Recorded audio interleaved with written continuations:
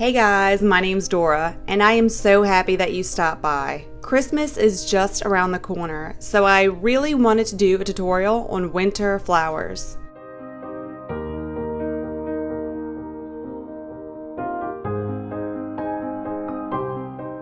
This is my winter color palette and the colors that I'll be using today to paint all the flowers.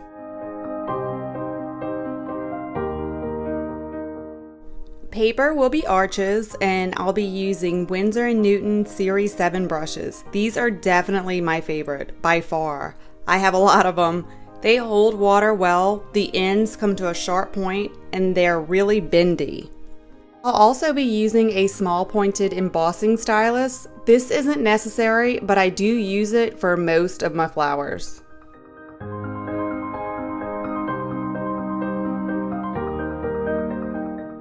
Here I am painting a red poinsettia, which I think we can all agree is the most iconic Christmas flower ever.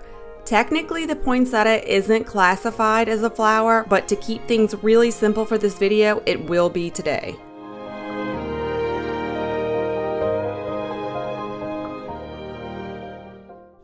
This will be the first layer of petals out of 2, so go ahead and paint the petals wherever you want them. Any gaps will be filled in once this layer of petals is dry. Make sure to vary petal sizes. It doesn't have to be by much, just make sure they don't all look exactly the same.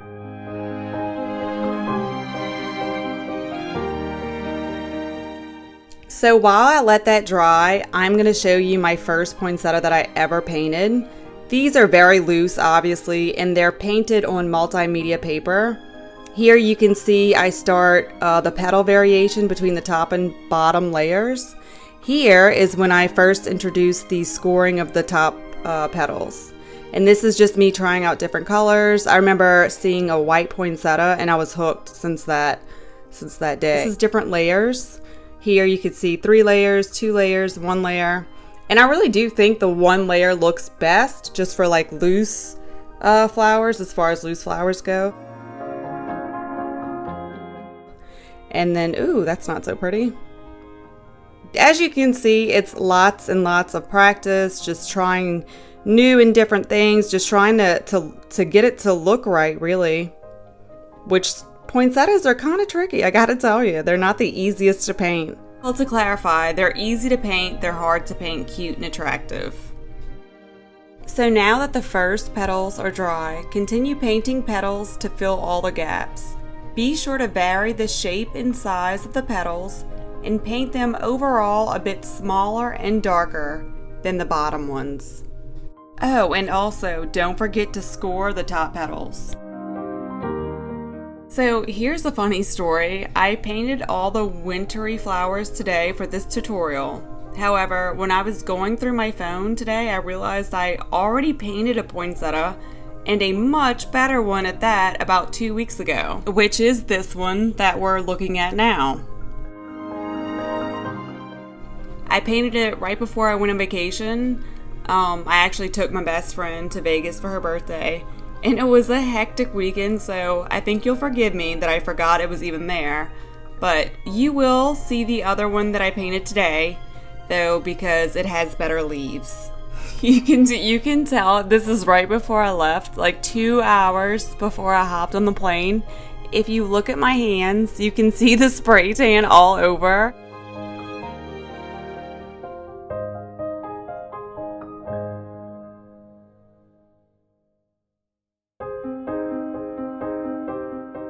I think I like this one so much more because the shapes and sizes of the petals are so varied.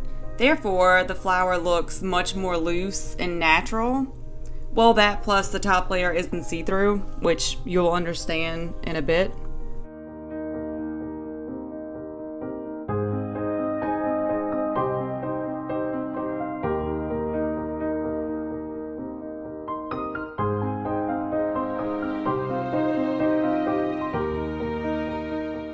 Okay, so this is the poinsettia that I painted today.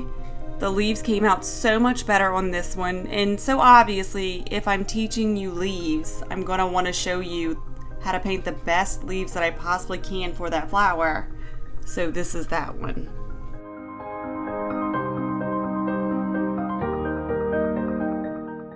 I could not decide between green or jade colored leaves, so I painted them both, and I feel like that was the right move because the leaves came out looking wonderful. I didn't particularly like how you could see the petals overlap. When I practiced this using Fabriano paper, you couldn't see through the top layer petals, and I suppose if I went darker on the top petals, maybe you couldn't see them. However, I didn't want the top petals to look too different from the bottom. And here is the flower that I painted 2 weeks ago.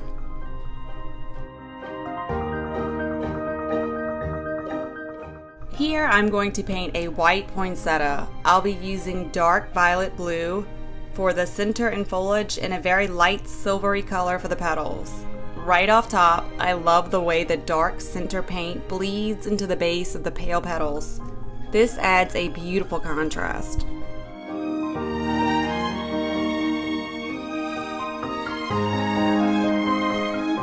And since this is a single layer of petals on this flower, we will be embossing every single petal.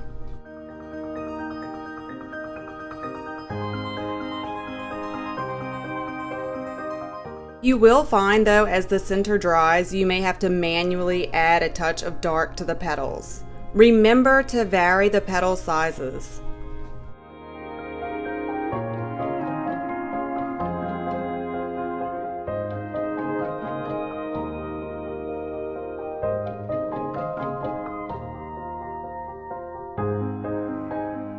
Quick tip, after you drop in dark paint at the base, starting from that dark point, drag the stylus down.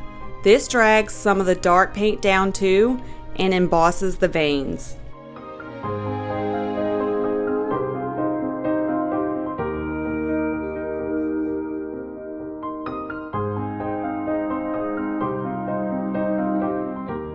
Also, it's totally fine to overlap some of the petals a little. Just remember to score the outline of the petals where this happens. You can see the top petal is overlapped a bit, so I lightly embossed the edge of it.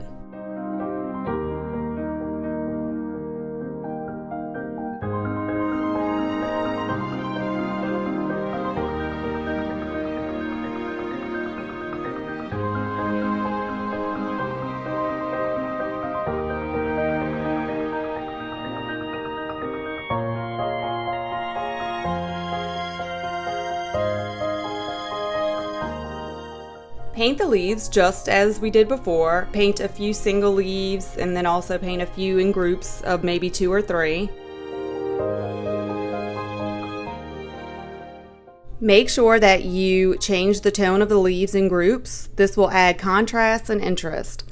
I usually do like a super light one next to a super dark one.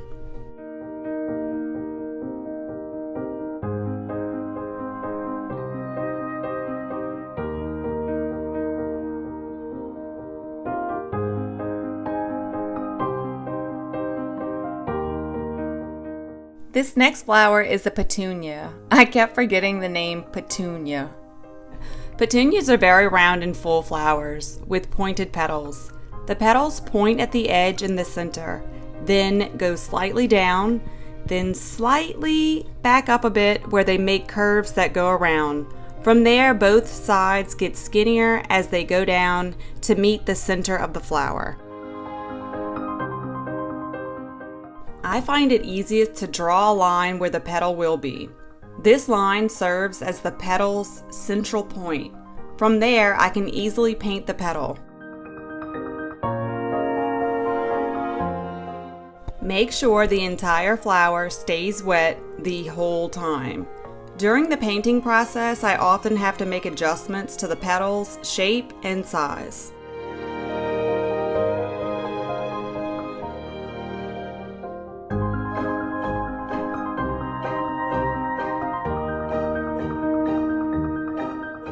Also, you've probably noticed I didn't leave any white space with this specific flower, which I know is a big no-no. However, it just didn't look right, or It looked okay, but this way looked much better. Besides, white space is all about separating the petals, and I have a way to do that without the white space.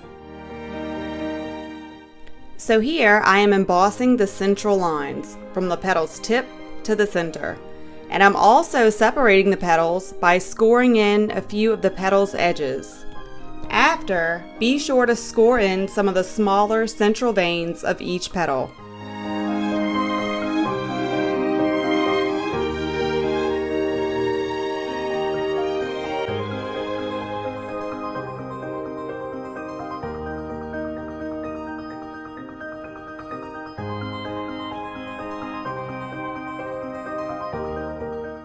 Here's a great tip that I just learned myself. Don't put wet paint down like I'm doing here once the edges have started to dry.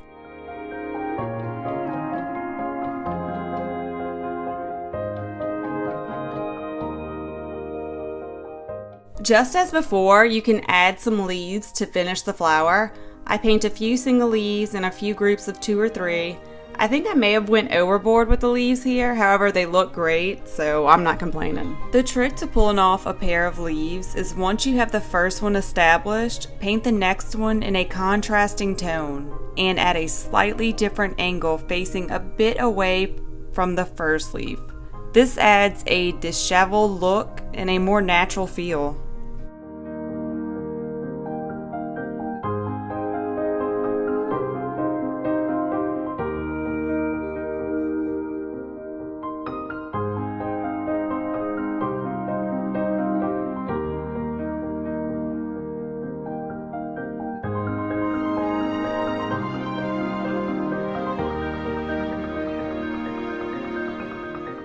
If you look closely, you can see where the wet paint that I added earlier washed away the center paint.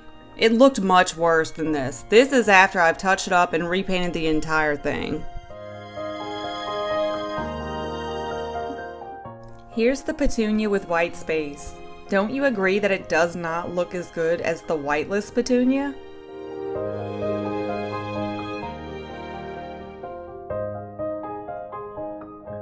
The next flower is a geranium, which is a very simple and easy flower to paint.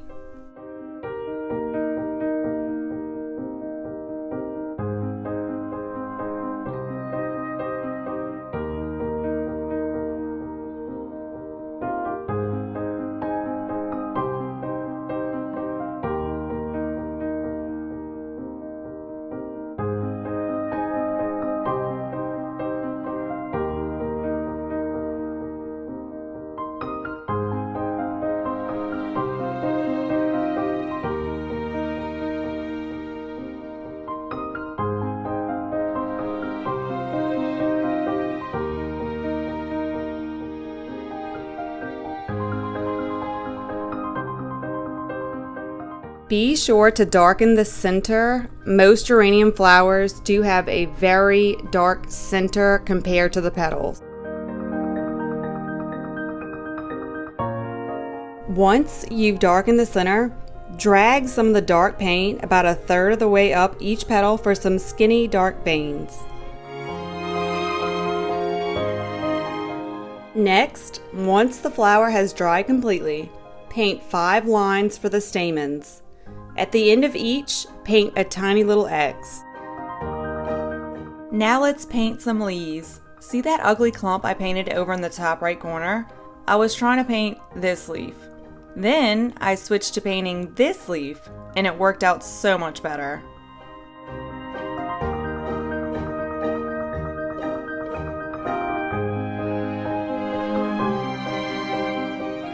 Now I'm going to paint a Hellebore, aka the Christmas rose. I absolutely love Hellebores because of their very dark, almost black color. Ever since I saw one online approximately 10 years ago, I've had a minor obsession with them. I wanted to plant them in my garden so bad, but I live in Louisiana and from what I understand, it's just too hot down here.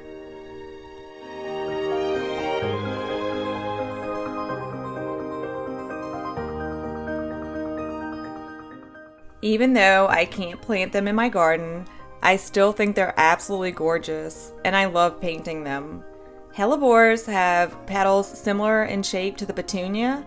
They're pointed at the end, but they don't have the exaggerated edges like the Petunia does.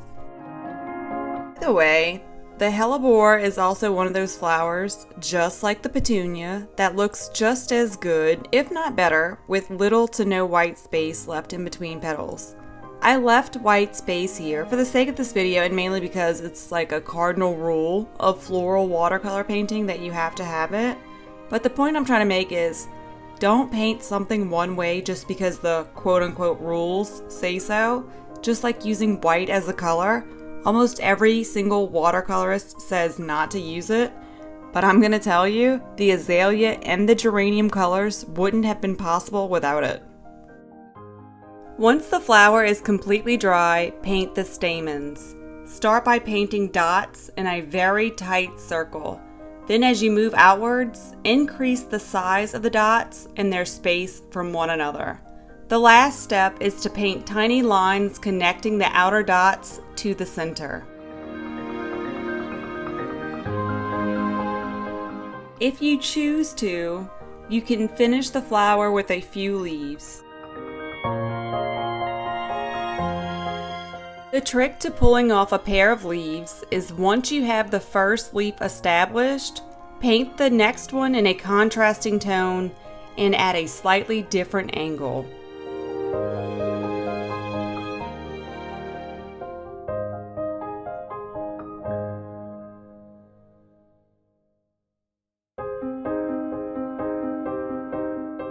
Azaleas are next on the list of wintry flowers to paint this season. You'll find azalea blooms on a hardy shrub that requires hardly any care at all and still manages to bloom year-round. I have at least 4 in my garden. Most azaleas look like they're sitting down and hunched over. This is why I'm going to paint some petals short and scrunched up and others long and stretched out. Paint azaleas in pairs or in groups for a more natural look.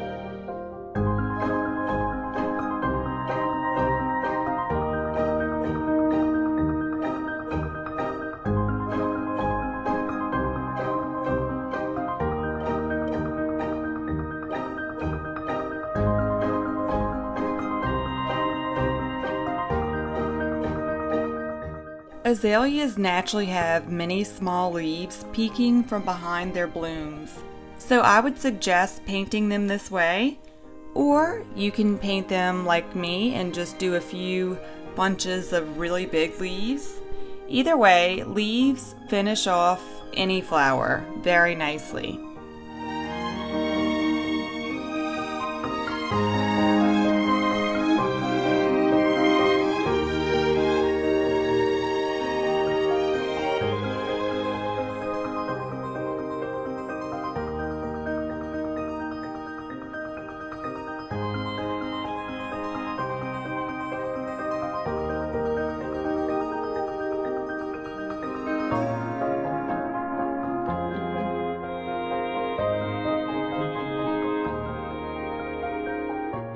Make sure the azalea blooms are completely dry before attempting stamens. Paint really long semi-curved lines coming from the central part of the flower that reach up a little bit past halfway of the central petal. I would suggest using a dark color for the stamens, but this is up to you. Something I am definitely going to try is white stamens. I also always want to try like a slightly metallic ball at the end of the stamens.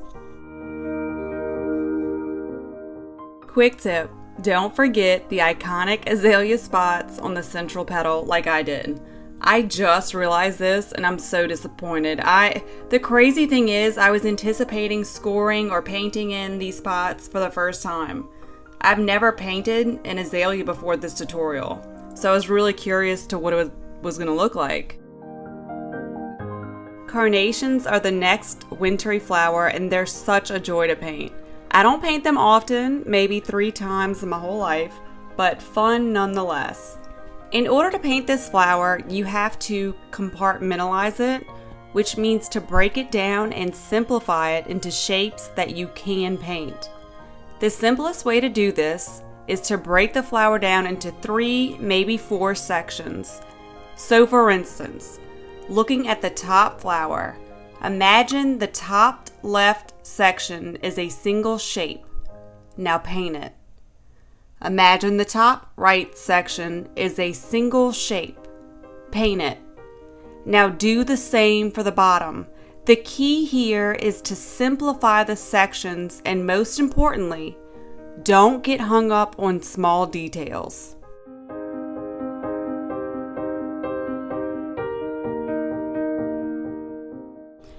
It's easy to want to paint every little line in as much detail as possible, but that's the beauty of painting loose flowers. You don't have to.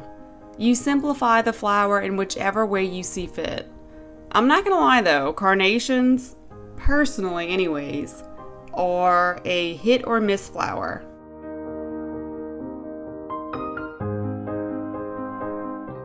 Okay guys, we are now at our last wintry Christmas flower, which is winter jasmine. I saved the easiest for last. These flowers need no detail or any special attention. Just paint a few loose flowers, darken the center, and then add some little oval seeds. You may also add a central branch as well as a few leaves.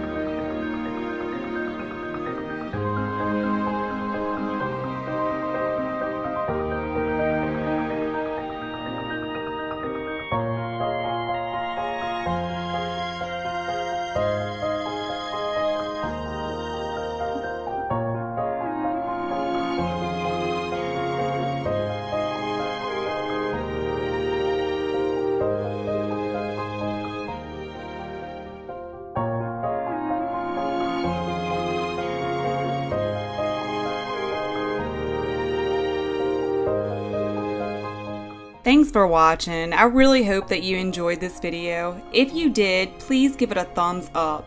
If this video helped or inspired you, you should subscribe. Don't miss out on weekly creative watercolor videos, ideas, and inspiration.